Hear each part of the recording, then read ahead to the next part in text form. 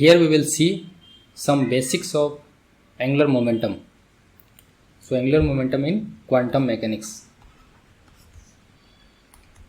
So you all know, if this is your reference point and any particle is moving, let's say in this direction with linear momentum p, and this is your position vector r, correct, of this particle which is going in this direction.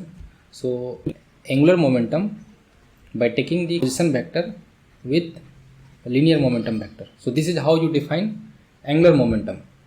So in quantum mechanics, so this will be replaced by an operator. So cap indicates it's an operator. So r cap with momentum operator. And you know how you represent this one? How you represent?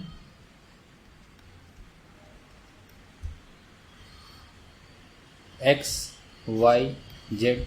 So this is the r vector, px, py and pz. Clear?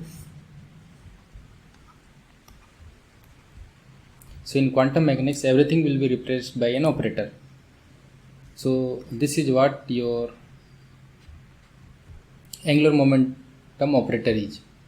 So this will give you I cross product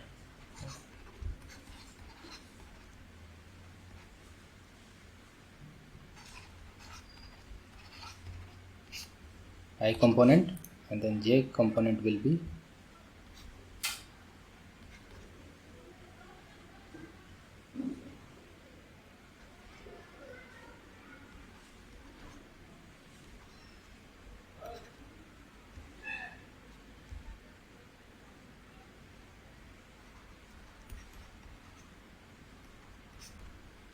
so this is your j component, and then k component.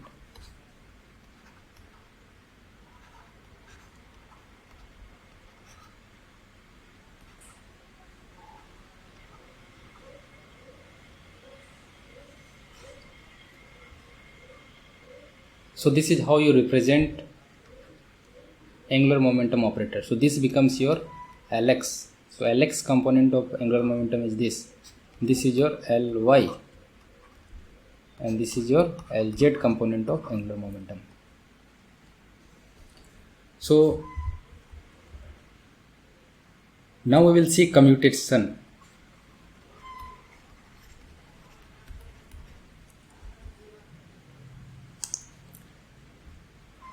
So why this commutation is necessary? It will be clear in few minutes.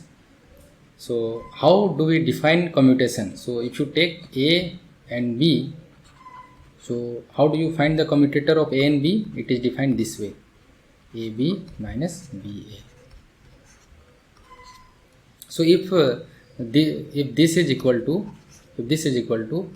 0, then you call A and B are compatible operator, right? And if this is not equal to 0, then A and B are incompatible. So when they are compatible means their eigenstate. So for this observable A, so how you represent the eigenkate of this observable A? By this way. And how you represent the eigenkate of B? By this way, correct? So you can simultaneously represent the eigenkate, right? You can do this together. For what? For compatible observables, for compatible operators, sorry. So this is why study of commutation is important. This will give you an idea whether you can write it as a simultaneous eigenkate or not. So let's look at some example. So if you find the commutation of Lx with Ly, so what you will get is this, correct?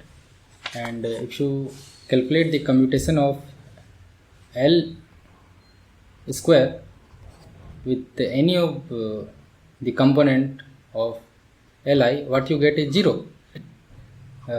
These two operators as a simultaneous eigenket. So let's suppose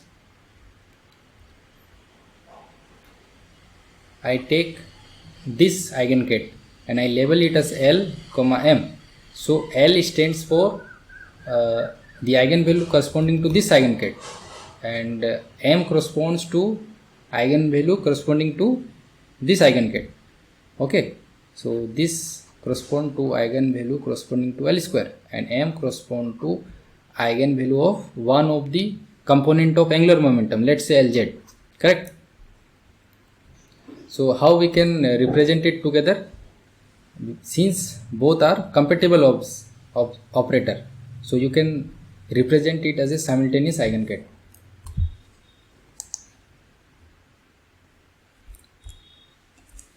So now when you operate Lz on, so what you get is M h cross. So this is the eigenvalue you get.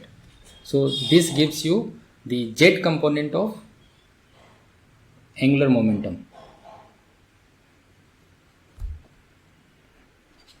This gives the total angular momentum. So total angular momentum will be L plus 1.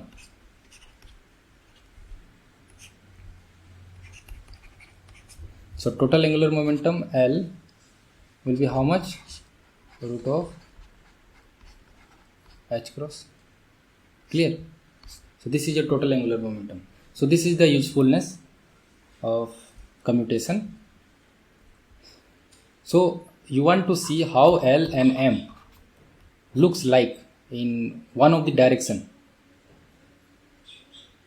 So L and M. So M correspond to magnetic quantum number and L correspond to orbital quantum number, right?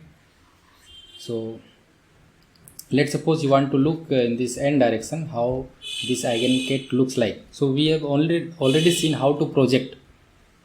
So we want to know how this projection in n direction looks like, right? This is our question. So in earlier video you have seen your general state was psi, and when you projected it in position eigenket, you got what? Psi of x. This is what you got. So likewise, when you project this in n, you get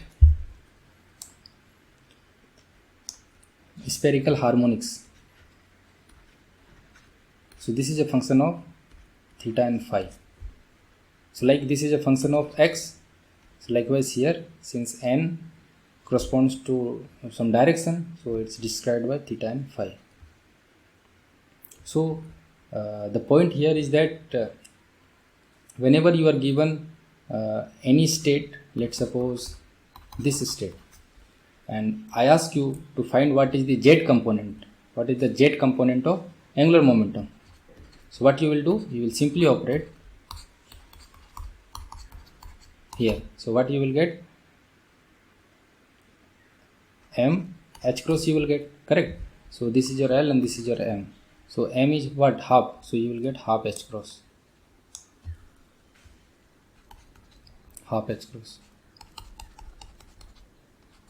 And if I ask what is the total angular momentum, so what you will do, you will operate this, you will get L plus 1 h cross square. This is what you will get.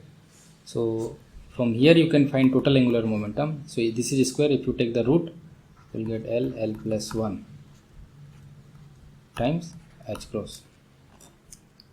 Since L is half, so this becomes half plus 1 h cross. So this is nothing but root 3 by 2 h cross. So this is your total angular momentum. So for spin half system, how you represent the state? You represent this way. So this correspond to orbital quantum number, and this correspond to spin quantum number.